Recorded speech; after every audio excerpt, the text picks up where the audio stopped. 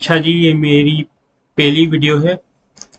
बड़ा मुश्किल काम है क्योंकि this is totally out of my comfort zone. लेकिन वीडियो बनाने की ज़रूरत मुझे इसलिए पेश आई क्योंकि बहुत से लोगों को मेरा टेक्स्ट कंटेंट समझ में नहीं आ रहा था और वो मैसेजेस में भी वही बातें पूछ रहे थे जो मैं ऑलरेडी अपनी फीड या डिफरेंट ग्रुप्स में पोस्ट कर चुका था। तो क्योंकि वीडियो से लोग ज़्यादा और जल्दी सीखते हैं तो मैंने सोचा चलो इस इम्पोर्टेंट टॉपिक पर मैं एक वीडियो बना ही लेता हूँ। जबकि मैं हमेशा से यही कहता हूँ कि आप पढ़ने की आदत अपना लें क्योंकि ऑनलाइन फीड में आपको वही चीज़ काम आएगी। तो वीडियो का जो टॉपिक है वो है कि how to make clients respond to your Upwork proposals. क्योंकि जॉब क्लोज करने का पहला स्टेप तब शुरू होता है जब क्लाइंट आपसे कन्वर्सेशन शुरू करता है।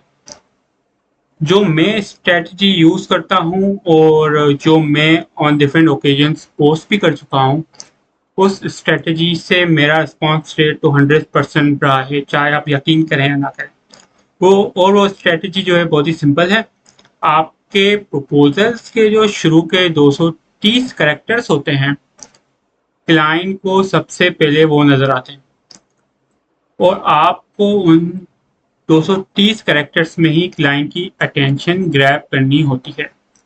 अक्सर लोग क्या करते हैं कि वो अपना proposal hi sir, dear client, dear hiring manager से शुरू करते हैं और फिर लिखते हैं कि I read your job description and I understand that you are looking for blah blah ब्ला।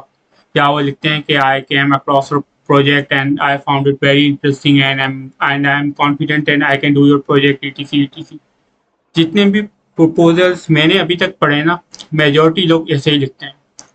तो हमें जो ये वीडियो देख रहे हैं, हमें ये एडवांटेज है कि अगर हम थोड़ा सा अपने प्रपोजल को डिफरेंट लेकर चलें दूसरों से, तो हम अपने कंपटीशन को आराम से बीट कर सकते हैं।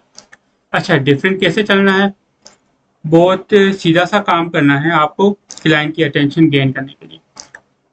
अगर कोई ऐसा प्रोजेक्ट है जिसमें क्लाइंट को कोई इशू सॉल्व करवाना है, तो आप उसका सॉल्यूशन पहली ही लाइन में लिख दें।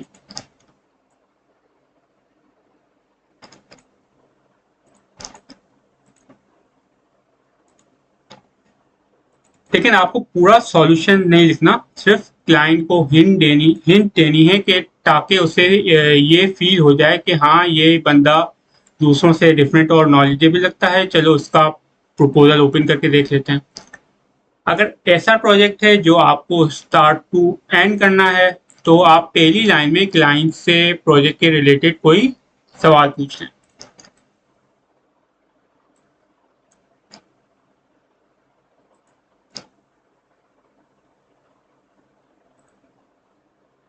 कोई भी सवाल, अगर कोई सवाल नहीं भी आपसे बन पड़ा तो अपनी मर्जी से कोई सवाल आप बना लें प्रोजेक्ट के रिलेटेड, ताकि क्लाइंट की अटेंशन गेन की जा सके। क्योंकि क्लाइंट जब स्क्रॉल कर रहा होगा इतने सारे प्रपोजल्स और वो भी एक जैसे प्रपोजल्स, तो जब आपका प्रपोजल सामने आएगा तो वो कहेगा कि हैं ये क्या था, ये इसने क्या पूछ लिया, सब लोग तो अपने बारे में बात कर रहे थे प्रपोजल के शुरू में, ये तो मेरे प्रोजेक्ट के रिलेटेड कोई सवाल पूछ रहा है, चलो उसका प्रपोजल ओपन करके देख लेते हैं।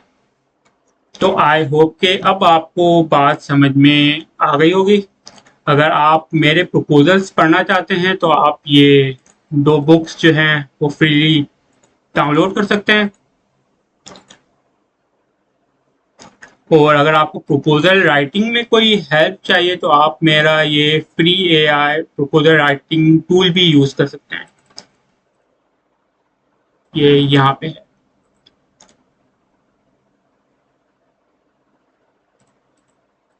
ये प्रपोजल राइटिंग टूल वो तमाम स्टेप्स फॉलो करता है या करने की कोशिश करता है जिनका मैंने अभी भी जिक्र किया है।